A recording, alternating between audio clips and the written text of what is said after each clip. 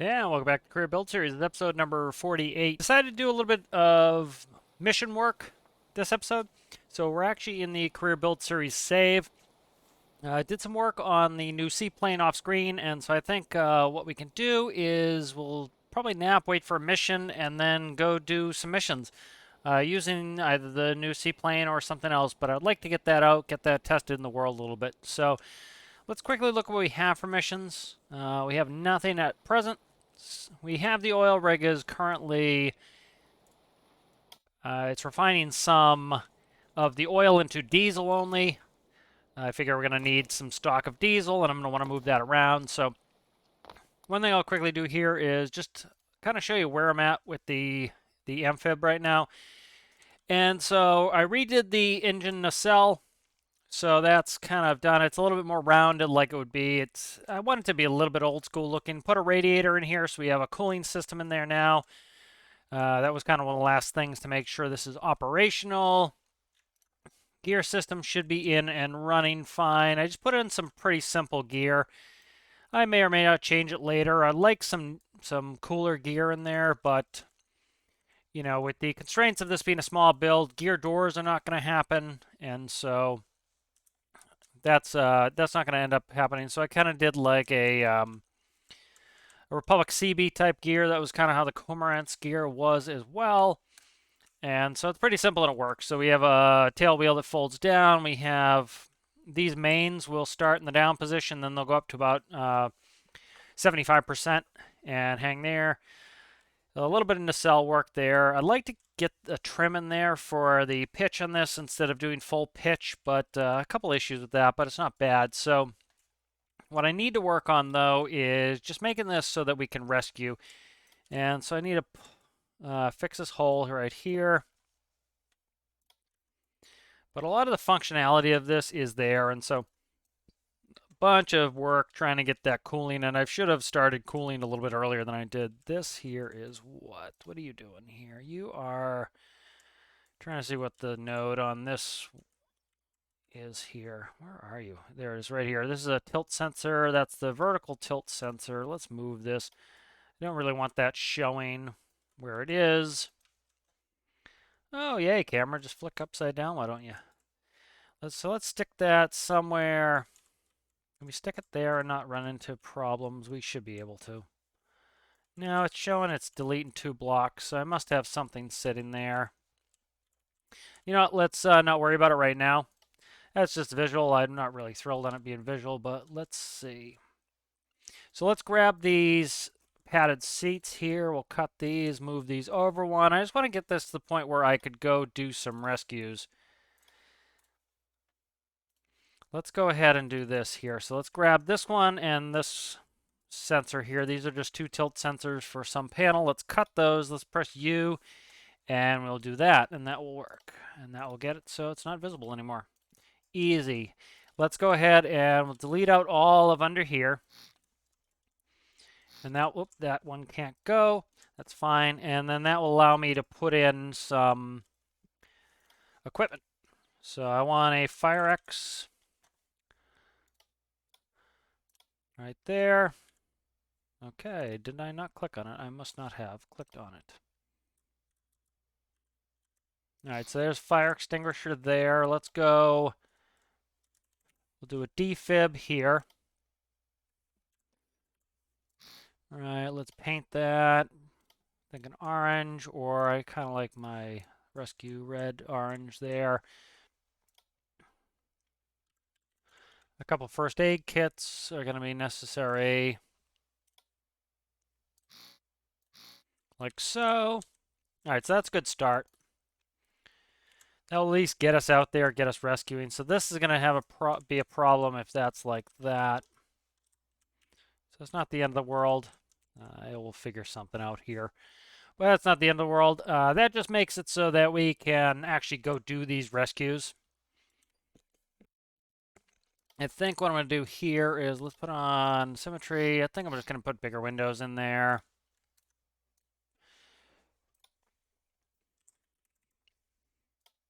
And let's just do this. All right, and so I think that's pretty good. So let's go ahead and let me see. A little bit of paint in here. I'm trying to keep things looking more complete so that, you know, not running these missions with this thing looking like it's just started. And then, let's see, what do we want here?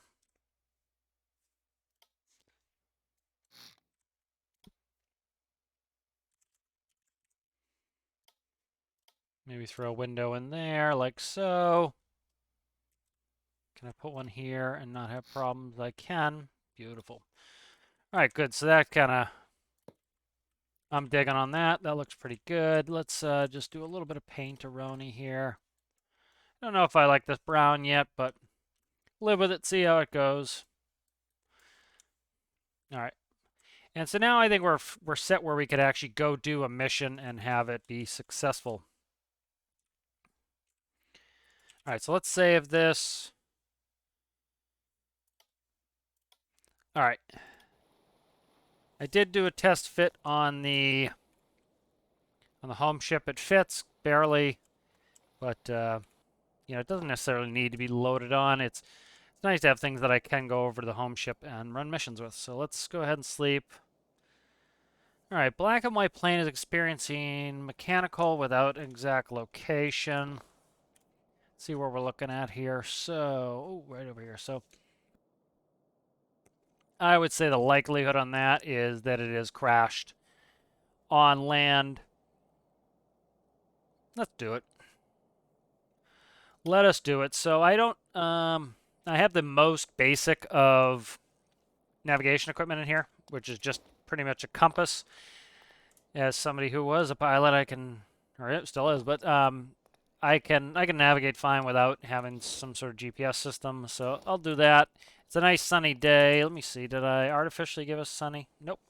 Everything is overall weather can be off of. Fog's not helpful. Yeah. Let's just shut the fog off for now. Let's just deal with the fog, and then, you know, this is one of the first missions. I don't need it to be ultra difficult. All right, let's spawn that in. So you see the gear will come to the down position when it starts. That's how the Cormorant does. That's nice for the seaplanes so that you can just easily pop them up. So I'm digging on this. I can, if I just turn just right and get right in the pilot seat, shut that. There we go. Nice. Let's get fired up. Nice, simple. So this is just a low fuel light. That's just because I don't have it hooked up. Let's actually try something here. I might actually be out of fuel. Let me check. Let's see where we at here. Fuel. I want to make sure I plug that in because I don't think I did. I want to be able to read the fuel on there anyway. Fuel right here. So fuel should read to, that's a fluid meter. That's fluid level. Let me make sure I have a spawner in here. I should. One of these is a spawner. This one, nope. Come on, click, click, click, click, click. Diesel, there we go. All right, so I haven't even read what that has for fuel yet. So let's make sure this has fuel in it. Didn't want to start, so likely it's a fuel issue. So it has 148 gallons, which is a pretty good amount of fuel. So it's no longer in the nacelle, it's all down in the belly of the aircraft. So we'll go do VFR, Visual Flight Rules, flight out there, and look for this. And because this is amphibious, we can land on the land, and we can go ahead and walk off what we need to do for this. It says repair. Oh, crap. So it says repair, so I'm going to grab a torch. We'll throw that in there. I don't want to be unprepared for this. We do have to pay back the loan. I'm going to do about at least 15 grand in interest. I might do more. All right, so let's go ahead and let's try like 8 and get out of here. Cooling took a little while to get that in. I should have tackled the cooling a lot earlier. It was just a space issue.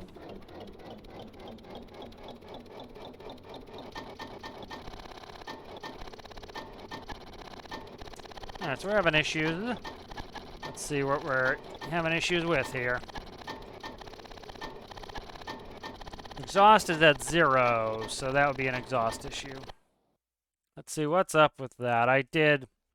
Flicking camera is really obnoxious. So that should be fine, but it's not. So let's see. It doesn't like that angle. I don't know why it's not liking this here. That's turned the correct direction. Looks like it's choking it out. Let me figure out what's up here. So it's an exhaust issue, it looks like. Yeah, let's see. Let's just do this for now. See if that was the issue.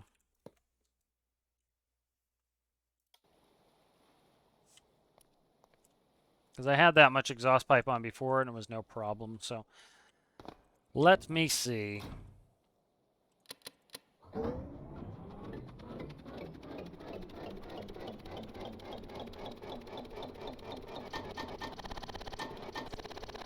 Sounds like it's still having an exhaust issue. It must not like the linkages here. Let me check. Yep, it's running zero exhaust. Let me try doing it the way I had it before. I had to change a bunch of the stuff out because of, tackling cooling. Might not be getting fuel either, so I have to test a bunch of stuff here. Let me check it.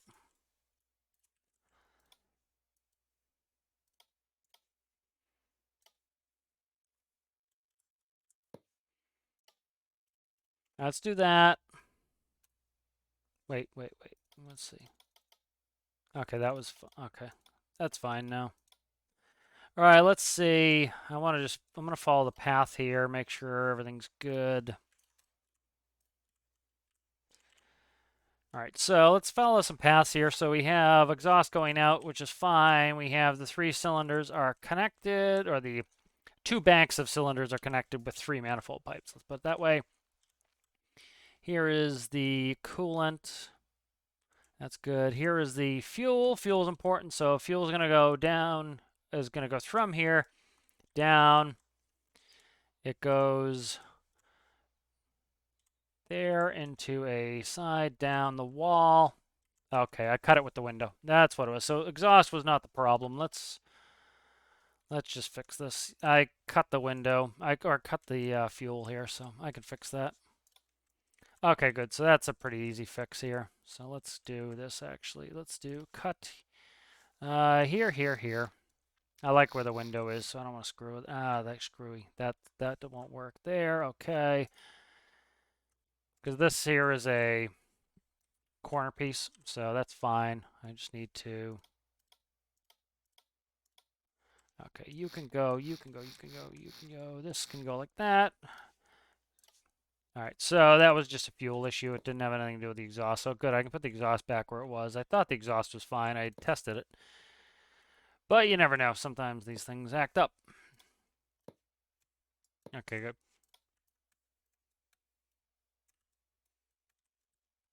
All right, and let's do color scheme will probably change. This was there's a plane called a Mallard that has this color scheme, and what did I just do here? Okay, that screwed me all up there too. Glad I caught that. Symmetry is the devil. All right, so let's go. So this should work. I thought this would be fine the way I had it.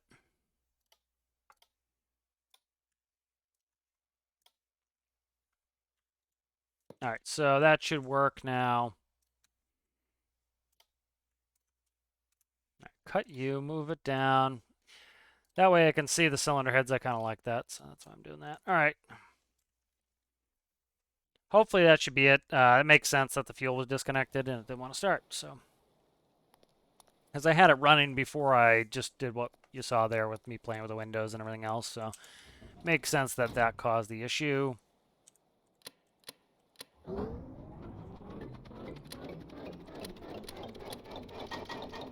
There we go, we're up and running. Release the parking brake. Let's go. So, because the center of thrust is so high compared to the center of gravity, it wants to, as you can see, lift the tail up. And so all I did was I have the gyro pitch connected to the propeller pitch, and so that allows me to just, keep the tail down. It also allows me to easily get out of the water, because What would happen in real life is you actually would tilt that engine so it's pointed up a little bit. And so that would essentially change the thrust vector so that it would be in balance with the center of gravity and cause you not to, not to have a nose down pitching moment. All right, so let's kind of show you from the exterior. So see, like, I can force it down with propeller pitch. That's what I'm doing here. All right, here we go. Let's get going. I also have yaw in there, which I'm going to limit because that's so that you can steer in the water. Because even if you put a fin in, it's difficult to steer a flying boat. But as you see, it's very easy to get off the ground. It has really good slow speed handling character. So here come the gear. So gear is pretty simple. As you can see, tail wheel comes up. These will stow at a 45, and then you always want to tap the brakes.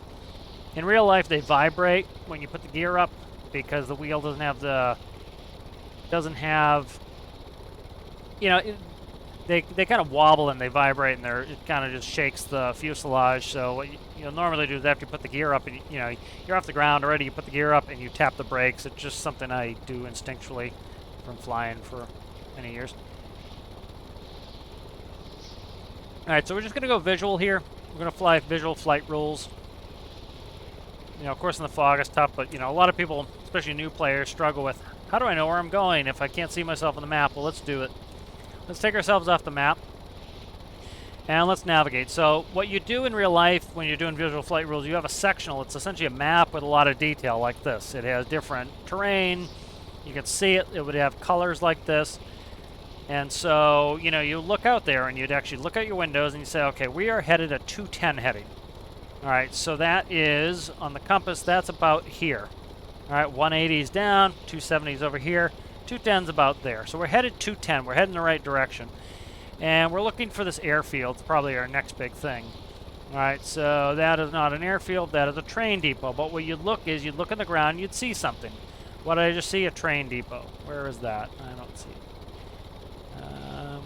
Don't see that. So I'm looking for things on the ground that may not be marked. But the next thing we can be looking for is an airport. So we should be able to see the rail lines on here. So we passed a rail line. Maybe it's this one here. I'm not sure. And we're looking around for an airfield. The airfields, so there, right there, as you can see, we have a town. I don't think that's marked on the map. But we're looking for the airfield. Okay, there is the airfield. So we're where I thought we were. So we saw about there. We're coming in airfields off the left. So we're coming down here, and we're going to be exploring this area. So next thing we're looking at is the water. So we're coming up here. We have land mass. We have water. We can look at the shape of the water. So it comes in here, jogs to the right, goes into a cove, goes on. So we look there. We see we'd be looking for that cove. Is it really a cove? Yeah, it's a cove with an island, so let's look for the cove with the island. So right here. So we're actually up here. So we came further south. So what's that tell us? We need to head a little bit more towards the west. And this is how you do all your visual flight rules. I used to be a flight instructor doing this, and you would tell, you'd have your, my flaps are still down, that's why we're going slow, but you'd always question your students, where am I right now? And a big part of that is for emergency landing. So like emergency landing, this is easy. We'd land in the water. We're an amphib. That airport is too far for us to glide, certainly in game. That would be, we might make it. But especially with this big obstacle, again, another airport where the devs put an obstacle right at the end of the runway, which is kind of gross. But we'd also look here. We can see this detail on the train tracks. That is right there. And so this is what I'd always ask my students. I'd be like, where are we? Okay, how do you know we're there? And they'd be like, oh, if you look at train tracks, it makes this pyramid pattern, or this triangle right there. There's a rock in the middle of it, and that's where we are. So you can navigate very much in the same way with visual flight rules. Again, all I'm using is a compass, telling me my heading, and I'm using details on the ground. Of course, to be able to be visual, you need to be able to see them. Coming up on a drawbridge here, so we're looking for the drawbridge. So we are within the area where this airplane would have crashed, and so we are looking for it. So it's a black and white airplane. Let's read the map here. Black and white plane experiencing mechanical failure. All right, search area, locate emergency. So we've got a lot of area here to look and cover. We're kind of on the southern track here, so we're kind of down here. We're running, as you can see, right close to the water. And so one of the reasons I'm doing that is so we pretty much have to look ahead of us and to the right, to the north here, northwest. And that's going to limit the amount of area we have to follow. So what I'm essentially doing is skirting the southern pass here. We're going to come up, and we'll just kind of skirt this area. Most likely it's going to be in here, so kind of just spiral in. Doing a good 130 knots. This is a 4-cylinder engine in this plane. So we have a 4-cylinder engine giving us 130 knots. A plane like this in real life has a ton of drag. You see it has exposed gear, it has pontoons, it's designed to be on the water, you know, and you lose a lot of the performance with that. I'm going to get out of it. I don't want to be in third person just in case I spot it in third person, but I'm just kind of showing the drag on the aircraft. So theoretically it could be to the south here, but probably unlikely. Kind of looking there as well, but kind of just look to the north here and just kind of skirt the water here. There, is that it right there? Yep, there it is. Okay, I just spotted it. So it's right there by the road, which is awesome. We're going to land on the road. So flaps coming down, gears coming down. So this should have a nice like 60 or 70 knot approach speed. So we do a forward slip. Forward slip's actually working game. Whoa, not like that. They don't. I got to power up here. So forward slip, what you're doing is you're essentially coming in diagonally. We can't really do that in game. It does it too much. But you can come in diagonally, and so you're essentially putting the side of the airplane against the wind. It works in game mostly because when you put a control surface at full deflection, it adds a lot of drag. And so I can actually kind of simulate some forward slips in game. All right, start slowing down.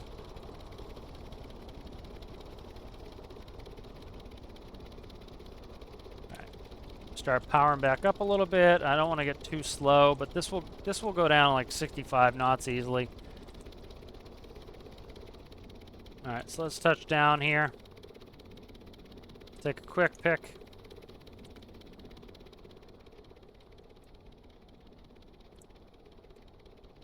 All right.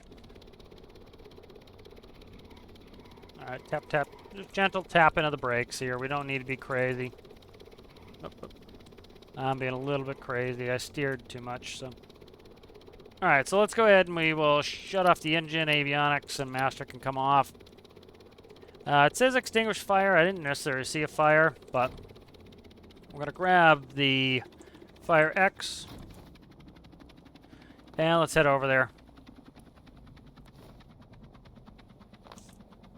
So that's the nice thing with having an amphib is we can do this land and sea stuff. You know, making that other seaplane that I made, you know, just able to be operated on the water.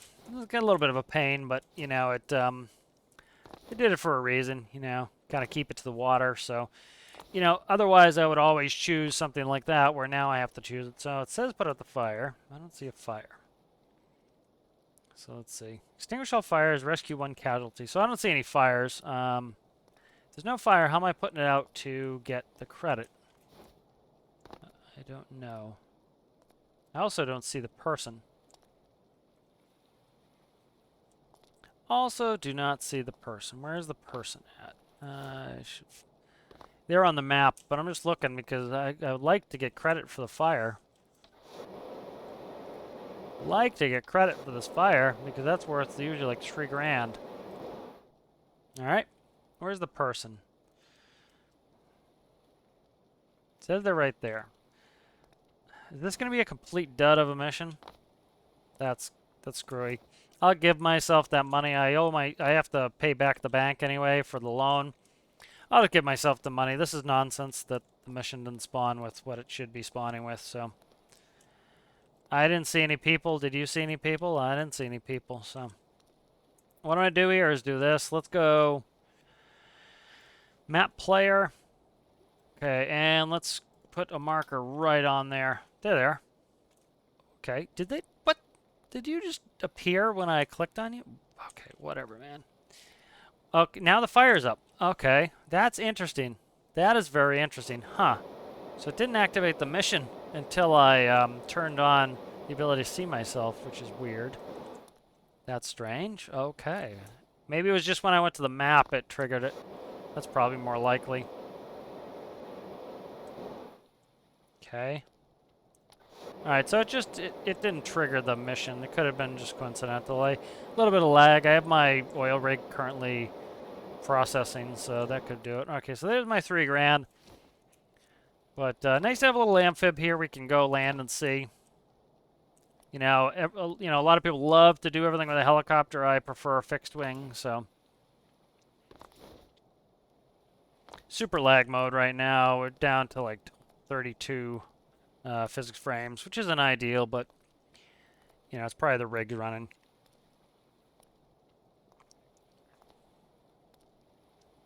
All right, slow moving getting over there, but we're probably going to go up here to this hospital here. It's a short flight. This person's hurt and they're losing health, and so like to get them back there as soon as possible. But I'm happy with how this little amphib turned out.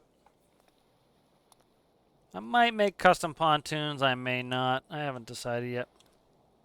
Let's try to see if I can just jump in here. I'm trying to put them on the seat here. Let's put them right there. I didn't mean to close that. All right, so I'm in the seat here. Let's put the fireworks away. Let's stand up and stand up like a normal person, please. Thank you. Let's put you in the seat. Let's grab a first aid kit. Feed them that. I have to feed myself that as well. Let's get in.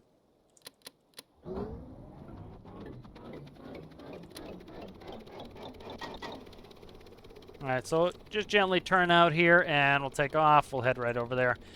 So visually, we're going to head up the road and it should be off to our right. So again, I don't need a bunch of tons of navigation equipment. Now, when the weather turns, you'd be under instrument flight rules, and you know, in order to navigate, you need your instruments because you can no longer visually see where you're going. Okay.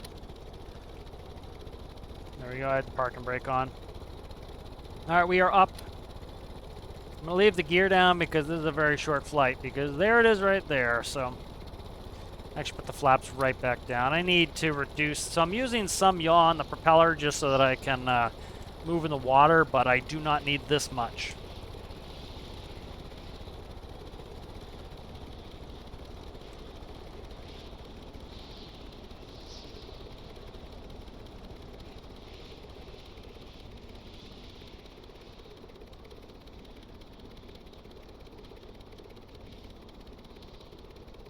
Alright, so just kind of aiming towards the helipad here. So I don't run into the hospital.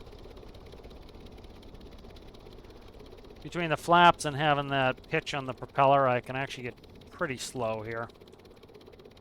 Good sync rate, and just gentle tap to the brakes here. There we go. Power off. Power down, rather. Alright, let's set the brake. I'm just going to leave the engine running. Alright, use the padded seat trick to get in and out. Let's leave this running. But this, oh, come on, man. See, this is the sort of thing, especially with a little bit of lag, it's tough to get out of these, and I have this person on my back, but able to make it out, just a little bit of a pain. Have them follow me here. But this works well as a, you know, in lieu of a helicopter. You know, I don't necessarily have to have a helicopter for all these things, so you feed them a little bit of health pack here before I put them in. Try to get them as max health before I turn them in. Come on. Ultra slow-mo right now. Still, there we go. Okay. 2 grand for them. See you later. No, stop following me. There we go. Alright, so we're a little bit of a slow-mo, which is kind of a pain, but not too bad. Would like to maybe redo those pontoons. I'm not sure. It's not critical. Alright, so let's go ahead and we'll release the parking brake. Try not to do a full DuckTales, 5-foot long takeoff. I'm trying to do kind of realistic takeoff rolls here. But this does have really good slow speed performance, so like 60 knots, which is like 65 is what like a Cessna 172 rotates at. Bring the flaps up, bring the gear up, and we're off. So again, visual flight rules will stay in the cockpit. We'll just follow this. So now we're headed a little bit towards the, east-northeast. So we're headed, as you can see, east-northeast. And I really meant to turn that off before I cheated here, but there we go. So we're headed east-northeast. If we look at the map, we know we're leaving here, headed east-northeast, so we're headed on this track. So likely the airport's going to be towards our left. We're going to probably have this airport on our left. So these are all the things. So as you can see, yep, there's that airport on the left. What we're going to do is we're going to go up over the top of this. We're going to turn to a northerly heading. Doesn't have to be completely north, but a more northerly heading. So we're headed about a 40, which is up here. We're going to cross the field, and then we're going to head back towards the east-northeast. Like a 072, I think, is this runway is heading. And that will put us on line to land at the runway. So this is how you do it in real life with visual flight rules. Just using the visual landmarks outside in conjunction with a sectional chart or a map, which is the same thing. And it's called sectional because they divide the areas up into sections. So let's say you're just navigating Florida. Florida, I think, has is Florida broken up into 2 sections? I'm not sure. So like smaller states might have multiple states on one sectional, and then larger states might have multiple sectionals per state, And so if you're just operating in that section, you can get away with just having that section. If you're operating multiple sections, you need multiple sectionals.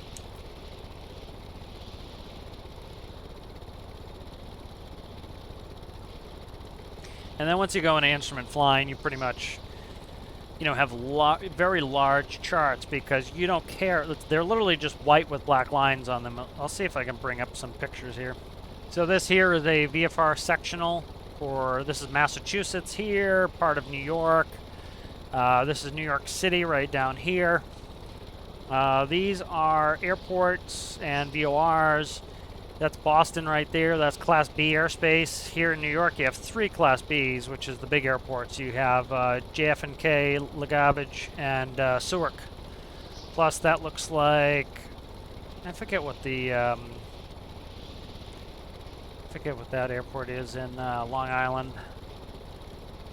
Yeah, I can't remember the name of the Long Island airport off the top of my head. So there we go. There is the FJ Warner at 12 o'clock. So yeah, I don't know what the Long Island airport is, but that's right there. That's Providence, right? Here's Providence, Nantucket, and Martha's Vineyard. There's Provincetown. There's Barnstable. I think this one, Barnstable. Maybe that one.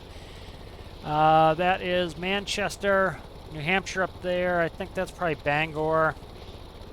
Buffalo? Buffalo? I think probably Buffalo. I think maybe that's Buffalo. I can't tell. I'm not zooming in.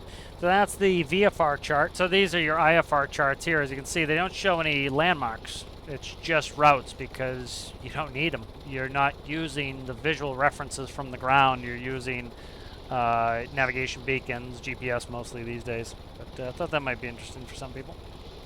All right, so we're coming up here on the oil rig. As you can see, there's our oil rig. And we'll turn back towards the airport. Just figured to take a look at the oil rig where they already knocked the gear down. Flaps are coming in. Should give us some drag and a little bit more lift. Now coming to land. You can see, all configured for landing. So this plane works pretty well. I'm not a huge fan of doing so much pitch with the propeller. I need to come up with a better system to be able to make it so that I can't control it as much. Generally what I'll do is I'll clamp them so that you can't do full deflection on them and get as much performance out of it. But it's tough because, in real life you would have a little bit of pitch trim, more like angle on the engine so that you're not having issues with the center of thrust being so far above the center of gravity. so we're all configured. I just need to start slowing down. We haven't had any... Nope, never mind. Engine temperature is out of control. I need to fix that, so... I must have vehicle damage off. So we would have overheated. I do need to work on that. What that's going to be is... So I will convert this to a fixed speed propeller. Right now I have fixed pitch. And so what's the problem with that is I can't increase the pitch of my propeller to increase the load on the engine, which will help me reduce RPS and reduce heat. So I will add that system in. So one of the reasons the vehicle damage is off is so that I haven't done that yet. So I'm just going to let us float. Normally you wouldn't want to float, but I'm just going to let us float because I want to get us close to the end of the runway, or get us close to the intersection. We used to do this in flight training sometimes. Like if you had like a 10,000 foot runway, you might ask if you could get a long landing, and that would be like that. You'd stay off the ground just above the runway, and when you're ready to get off, like when you get to the turnoff that you'd want, you would then land and get off that turnoff so that you're not having a taxi forever, because you could, like you saw, I was going 70 miles an hour down the runway, where if I got off early, if I landed and stopped and got off an early intersection, I would now be at my taxi speed, which this is a super fast taxi speed. You're talking like maybe 15 knots at most. And so you usually taxi pretty slow, and so take you longer, and you're burning fuel, and you're burning time, and if you have a flight instructor in there, you're paying for flight instructor. And so it's just not an efficient use of your time. You know, as a flight instructor, I didn't want to waste my students' money. I would rather get them, you know, do all the maneuvers and everything, spend more time practicing maneuvers and less time taxiing. You know, I was going to get paid this for the same hour no matter what, but I wanted to get the most out of it for them as possible so that they would, you know, be all set. All right, so let's go ahead and set the brake, kill the engine here. Nope. Need to keep power on so I can put the flaps up. Avionics coming off, the master power is coming off. One of the reasons why you have separate avionics than master power is you don't want to shock the system, so it does shock the system less doing that. But having some fun with this plane. I like this plane a bunch. It's nice and simple, and it does its job. It's a good size. I really like how tiny it is. That's a lot of fun. I love how my character turns when I don't want him to. But yeah, so that's, I think it's a good little plane. I think we'll end it there. We'll make it kind of a quick episode. And, you know, it's nice to get some missions in. So we have some good tools here. And we also have, you know, I've seen a lot of people wondering how you stay engaged in the game. And I think a big part of that is making some goals for yourself. And so, like, I have the goal that I want that new home ship coming in. I have the goal that I want to do some more oil stuff. And so having these goals, I also gave myself a goal by... If we go to the map here, this money is not all mine. I remember I took out a $100,000 loan at 15% interest. I owe about 130 grand, and so I need to make enough money to get rid of that loan. So I'm doing like 15,000 a day. So as long as I'm making over 15,000 a day, I'm not going to bother paying that loan off right away. But I want to get rid of that loan and get rid of that interest. And so that actually focuses me a little bit more, as having some of these goals, like even giving myself that loan. I'm like starting to hurt for money, and that tells me I need to make some money. And so little things like that help me stay engaged. But I really would like to get working on that home ship. And so adding more tools to the toolbox like that little amphib really helps us and lets us do some missions in some different ways. So I hope you guys enjoy that, and I'll see you in the next one. Bye.